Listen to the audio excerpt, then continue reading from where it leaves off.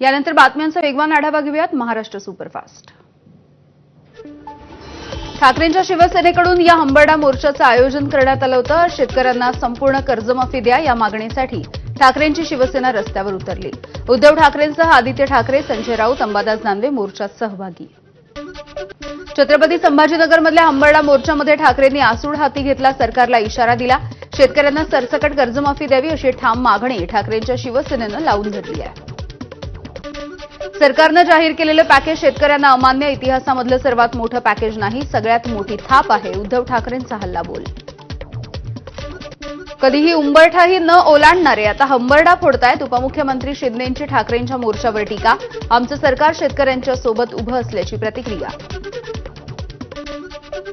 उद्धव ठाकरेंचा हंबरडा मोर्चा हा केवळ महापालिका जिल्हा परिषद निवडणुकांसाठी फोडलेला हंबरडा, त्यांना शेतकऱ्यांशी काही घेणं देणं नाही। माजी आमदार शहाजी बापू पाटील यांची मोर्चावर टीका। छत्रपती संभाजीनगरमधल्या हंबरडा मोर्चा शेतकऱ्यांसाठी नसून स्थानिक स्वराज्य संस्थांच्या निवडणुकांसाठी। खासदार संदीपान भुमरे यांची ठाकरेंच्या शिवसेनेच्या मोर्चावरती टीका। सामाजिक न्यायमंत्री संजय शिरसाट यांचं भुवया उंचावणारं वक्तव्य, आगामी निवडणुका महायुती म्हणून लढायच्या आहेत, मात्र काही लोक आमचा छलकपट करतायत, त्यामुळे शिरसाट यांचा रोख कुणाकडे या चर्चांना उधाण।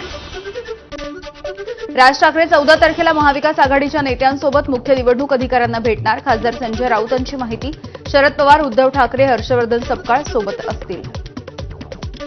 सुधीर मुनगंटीवार यांनी केंद्रीय मंत्री अमित शहा यांची भेट घेतली आहे। शहा मुनगंटीवार यांच्या भेटीमध्ये काय घडलंय याची माहिती अजूनही गुलदस्त्यात आहे।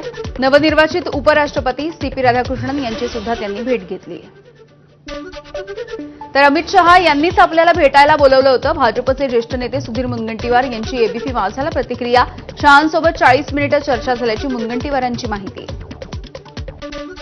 सिडको बिवलकर जमिनीच्या प्रकरणी पुढची सुनावणी ही 3 नोव्हेंबरला होणार आहे। राज्य सरकारला सर्वोच्च न्यायालयाने फटकारलंय। बिवलकर यांना जमीन हस्तांतरित करण्याचा सिडकोचा निर्णय अवैध होता, हा याचिकेतून आरोप आहे।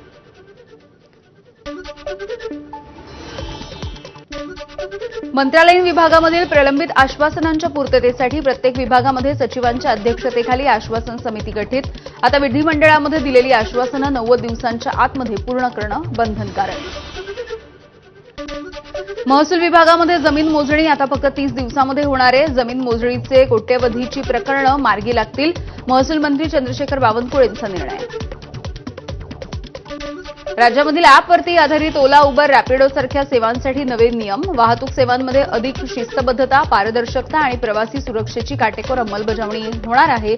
17 ऑक्टोबरपर्यंत हरकती नोंदवण्याच्या सूचना।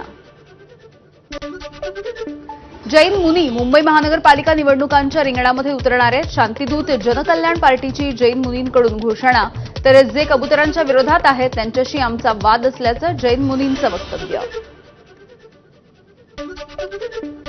कबुतरांमुळे महायुतीचं सरकार जाईल, कबुतरांसाठीच्या धर्मसभेमध्ये जैन साधू निलेश मुनी यांचा इशारा। कांद्यामुळे काँग्रेसचं, कोंबडीमुळे शिवसेनेचं सरकार गेलं, निलेश मुनी यांचा इशारा।